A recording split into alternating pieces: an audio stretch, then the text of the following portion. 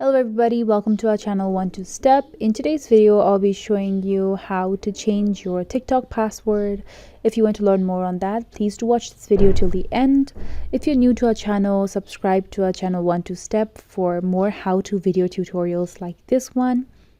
So with that, let's get started. So first you'll open your TikTok app and then you go to your profile, option, and then you click on the triple horizontal bars over here on the top right. Then you click on settings and privacy, and after that you will click on manage account at the top here, and then you have the password option under account information. You will click on password, and here you'll be sent a 6-digit code to your phone number that's associated with your TikTok account.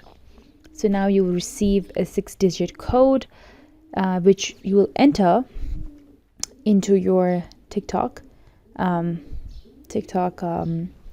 the page, and then you will change your password. So you will create a new password over here. So let me just create a new password. So I've entered a new password, and after that you will click on next, and now your password is changed. So that's it, guys. I hope you learned how to change your password on TikTok through this video. Leave a like if you liked it. Thank you for watching. Please subscribe to our channel 1-2-Step, and have a good day. Bye.